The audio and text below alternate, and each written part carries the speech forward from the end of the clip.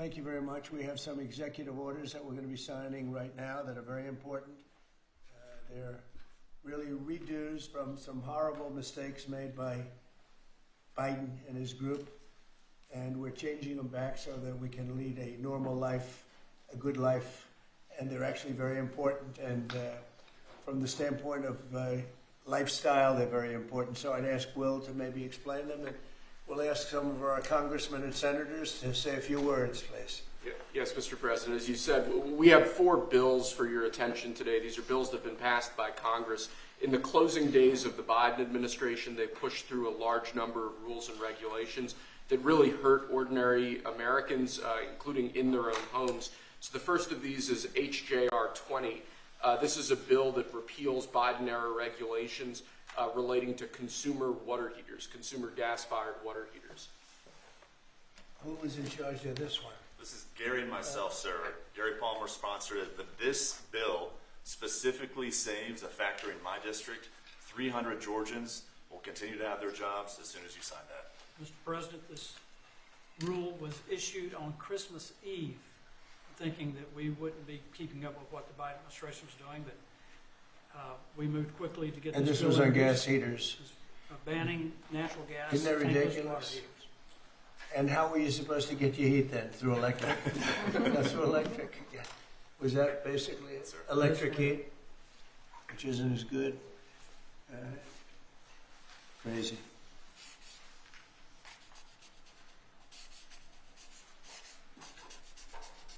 You Gary, hold that up. Brian, hold that up. You guys were great. Thank you, Mr. President. No sense, just no sense. But in addition to that, you have a lot of workers that lose their job, right? Yes, sir. Right. 300 workers Crazy. saved because of you. Good, thank you. Thank It's an honor. Here's the Golden Dome, by the way, if you're interested. Here's the Golden Dome. It'll save all your lives someday, maybe. Okay, good. Thanks, Brian. You hold it up. Yes, sir. Next, Mr. President, we have House Joint Resolution 24. This is the same basic idea, but this relates to walk-in coolers and freezers and other refrigeration devices. Again, last-minute Biden-era regulation that hits ordinary Americans hard. And what did they do? They put in... Increase the energy efficiency requirements for walk-ins, coolers, and freezers, and therefore putting an undue burden on businesses across the country, everything from restaurants to pharmacies, hospitals were To all a point going where to it be didn't work. impacted. In other words, they made the restrictions so strong that it didn't work. And it was going to cost them so much money to actually meet the energy efficiency standards, which didn't really save much money. So this is going to actually help our small businesses across the country, Mr. President. Good.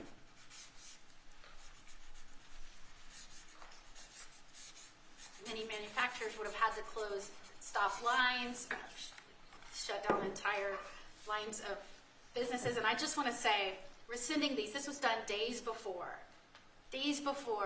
you took office. They pushed through these regulations.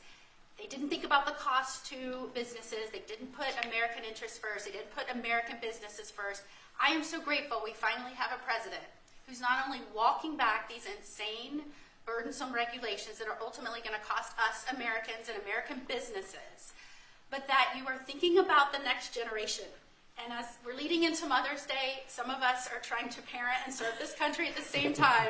Thank you for welcoming my son, who is 15, with his mother serving, watching what we're doing for him and generations to come. You are making this country stronger for them. Thank you. Thank you very much. Good luck, right? Take care of your mom.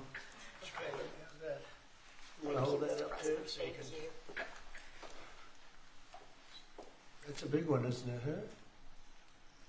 Common sense. It's all about common sense, right? Okay, Will, go ahead. Next, sir, this is House Joint Resolution 42. Again, this is a rescission of a Biden-era regulation, in this case relating to energy conservation standards for household appliances and certain consumer products.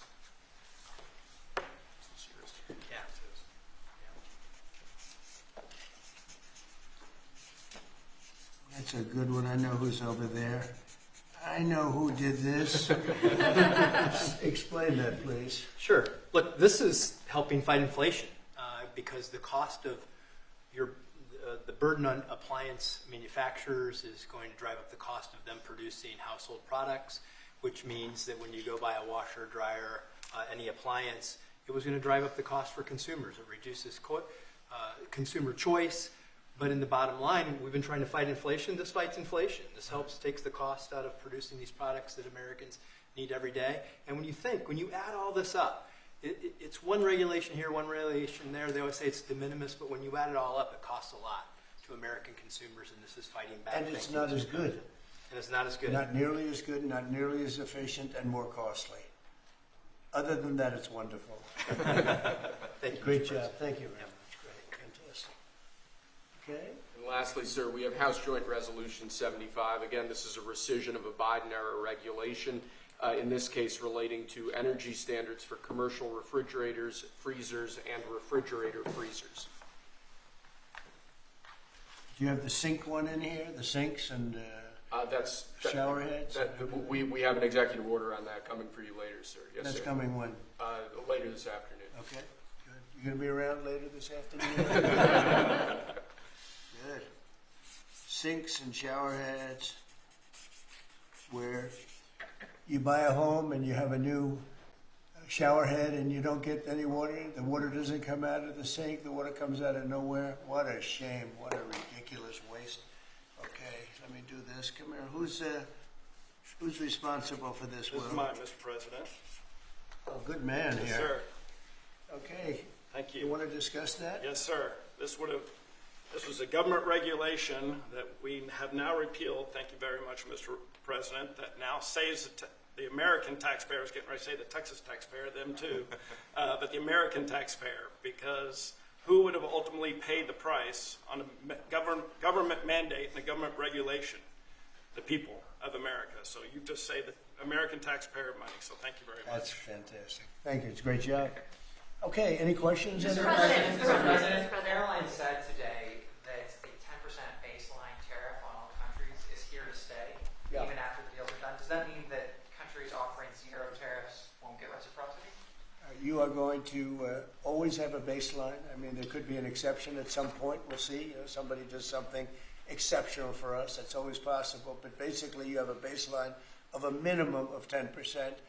And some of them will be much higher, 40%, 50%, 60%, as they've been doing to us over the years. We had a wonderful deal yesterday. We have 4 or 5 other deals coming immediately. We have many deals coming down the line, and ultimately we're just signing the rest of them in. But we always have a baseline of 10%. And then specifically on the possibility of an increase in taxes on wealthier Americans, what do you say to conservative Republicans who argue that this is an increase on small business owners? Well, what we're doing is we're actually, if we ever did that, it would only be, and from what I hear, people would love to do it, rich people. I would love to do it, frankly, but what we'll do is that, they'll go around saying, oh, this is so terrible. Would you do it? Is you're giving up something up top in order to make people in the middle income and the lower income brackets save more. So it's really a redistribution. And I'm willing to do it if they want. I would love to be able to give people in a lower bracket a big break by giving up some of what I have. But I'll tell you, a lot of people say don't do it because of the fact that you have the Bush statement about read my lips. But he lost because of Ross Perot. He didn't lose because of that statement. And then on the salt. But I don't think they're going to be doing it. But I actually think it's good politics to do it where richer people give up. And it's a very small, it's like a point. But they give it up to benefit people on a lower income. And then on the salt tax credits, Mr. President, there are some Republicans who say, why is it that these 45 other states should be paying taxes to alleviate the tax burden of New York? Or It's only because those states are behind, very badly behind, and those people were affected very badly. And the sad part is oftentimes they were affected badly because you had bad management in those states, like in California with Newsom and, people. So you had some bad management. But that's being worked on now, and they may do a piece one way or the other. It's a very complex issue, but I think it's being worked out. I think it's going to be worked. It has not been settled yet, but they'll settle it up pretty quickly. Are you Mr. President, can we have What parameters have you given Scott Bessent on negotiating with China this weekend? we have to make a great deal for America. Are you going to be disappointed if he comes back without a deal?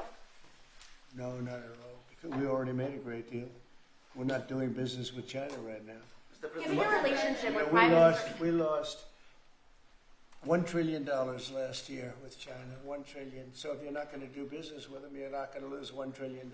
But we lost. I want China to do great. You know, I'm very friendly with President Xi. I have great respect for him and for China. But we can't continue to allow them to do what they did. When I was president, they paid hundreds of billions of dollars in tariffs and taxes. And then Biden screwed it all up. What he did to this country between the border and between all of the other problems, the wars, everything, what he did to this country should never be forgotten. But one of the things he did is the trade was so bad and so imbalanced. So I think we're going to come back with a fair deal for both China and us. have you given Besant a number of how low you're willing to go? Yeah, I am. Are you What's willing the to share number? that number? Yeah. But I put out a number today, 80%, so we'll see how that all works out. Mr. Your President, relationship the with- U.S. Embassy in Kyiv is warning right now about possible Russian significant attack on Kyiv. What's your message for Putin? I have a message for both parties. Get this war ended. We're losing 5,000 soldiers a week, Russian and Ukrainian soldiers, and other people also, by the way. And I say, get this stupid war finished. That's my message for both of them. Thank you very much. We'll see you later. Thank you, guys. Thank you, guys. We're heading out. Thank you, guys. Thank you.